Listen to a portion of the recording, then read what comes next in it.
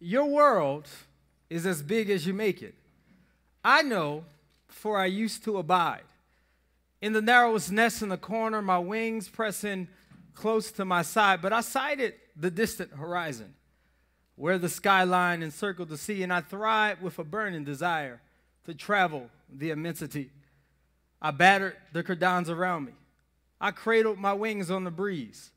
I soared to the uttermost reaches with rapture, with power, with ease. Your world is as big as you make it. That poem is a tribute to every single speaker before me and the dedicated team that put State of State together. Can we give them a round of applause?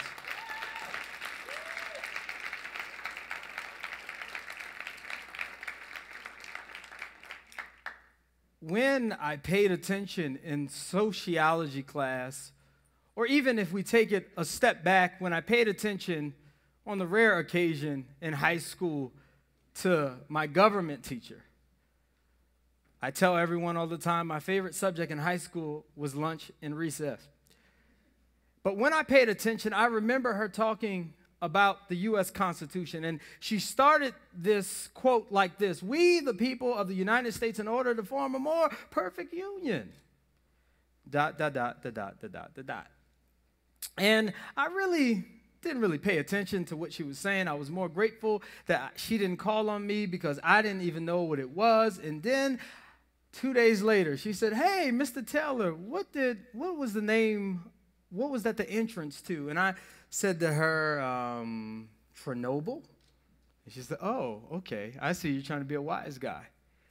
But indeed, it's called the preamble to the United States Constitution. And in it, the early framers used it to talk about their wills and their wishes to see these territories become more aligned, these yet-to-be United States come together to create a movement. Not just a place to live, but a place to thrive. It's not so much about having blood in your veins as much as it is about being alive. As one writer said, it's not about the years that you are alive, but the life in those years.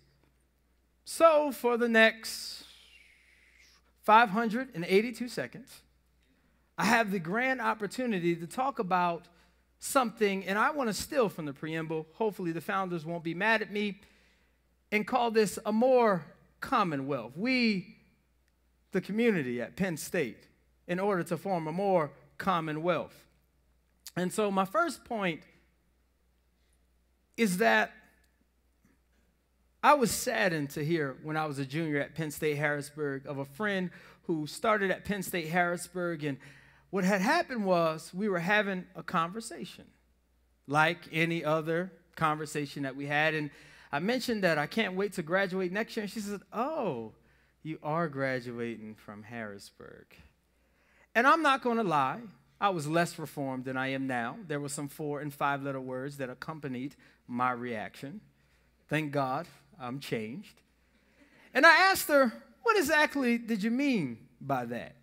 And she told me, she said, "Well, I know we have the same major, but I'm at University Park, and my sociology degree kind of weighs more than yours." And me, being from West Philly, I kind of had some Philly, in me that rose up. And wait, your major is worth more than mine. And if you look at the photo, she was suggesting that my sociology degree from Penn State Harrisburg was the coins in this photo, and hers was the dollar bill. I mean, the money in the photo. Interesting enough, we both graduated the same year. And anytime she wanted to talk about something sociological, for instance, C. Wright Mill's sociological imagination or the power elite, I always studied before she came back to Penn State Harrisburg because I was not going to let her win this. But I realized, and most of the time she did win the argument, so it really didn't help my case. But I realized something, that her belief stemmed not from where she has been, because she was a Penn State Harrisburg student, but a culture that I believe puts down anyone that does not attend University Park. And I'm not here to beat up on anybody. And in fact, The car is running right now. So if I say the wrong thing, I have an exit strategy. So I'm not here to beat up anyone. What I'm here to suggest is that it's sentiments like this that we have to downplay, and not just downplay, but upright speak to. And so, in order to move forward, I have a method called the common method, since I'm from a Commonwealth campus. Common, a way of bridging the divide and building the intrinsic wealth of our university. The C I want to talk about first is collaborative. It's interesting is that when we think of collaboration, we often think of resources. And if you are an employee or staff or faculty or student, you realize that a lot of times we are just waiting on our porches, waiting for Grand University Park to trickle down some knowledge that we might be elevated. But instead of using the trickle-down method, I propose that we use the build-up method. Sure enough, the wealth of leadership that was spoken today from the great president of student government from Penn State Abington proves that if we all come together and build up, we will have a more robust university. It shows in the great president of CCSG from a Commonwealth campus that if we bring everyone around the table, it won't be a trickle-down effect, but a build-up. Because let's say we do see our grand university as a tree. I've never heard someone say, you know what? I'm going to put a leaf in the ground and watch this tree grow. But it starts with seeds planted in the ground. No one just walks outside and you just random see berries just hanging in thin air, but it has to be supported on something. And I'm suggesting that if we're going to move forward as a university, we have to be more collaborative in our thinking, in our resources, to realize that there's a time and place for everything, and it's always the right time to do what's right. And what's right is have a more collaborative effort when we make decisions about our grand university. Second, I love this photo, is we have to be more operationally unified. The reason why I use this photo is because my friend Kevin here, he was minding his business. Buzz was getting on his nerves. The family was already packed, and they forgot little Kevin. Interesting enough, I feel that oftentimes Commonwealth campuses is like Macaulay Culkin in this photo. We are a forgotten thought until there is a crisis. We are a forgotten thought until we're like, wait, oh God, that doesn't, oh man, where is that campus at? And so the first thing that happens is we begin to look at our operations, and we begin to see that we have a little unified culture. Yes, we have one mission. Yes, we have one vision, but how is it actualized? I believe that good works of my friend and colleague Donald Rhodes provides the opportunity for students at Mount Alto to have a great student development, learning, enhancing experience. But I also believe that if we really want to move forward with our operations as a university, we have to ask this one question, and that is why. Why we are who we say we are.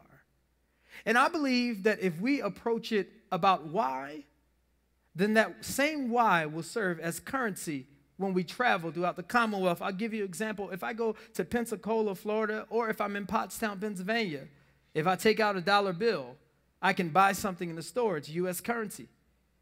So what is that currency that I can use as a student at Penn State Harrisburg, at University Park, or at the Hazleton campus? What is that currency? And I believe that currency that we all have in this room is the why.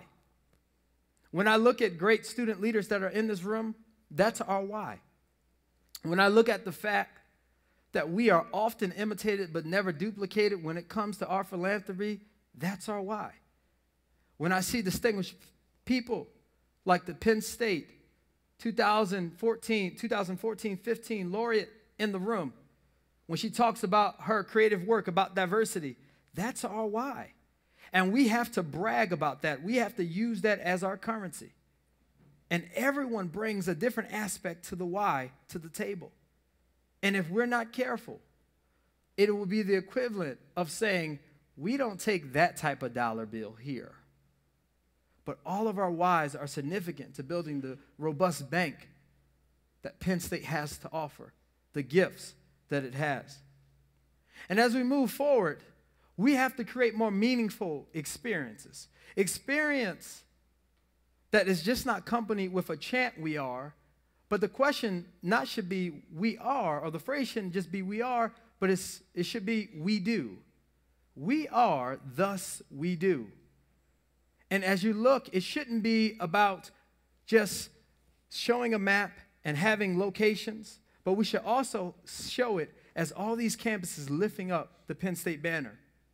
And we have to market. I'll tell a quick story before I go, is that I was watching 2 o'clock in the morning. I don't know why I was up. Maybe that's the life of a student activities staff at a Commonwealth campus, but I was watching, and the commercial read Penn State Harrisburg. And not one time was there a building or a student of Penn State Harrisburg in that commercial. It was Old Main, an amazing building from University Park. Scared me. Started tweeting, started Instagramming about this phenomenon at 3 o'clock in the morning, 2 o'clock in the morning. And most importantly, we have to own our brand. And then we have to find our true needs. And so I wrote a different preamble.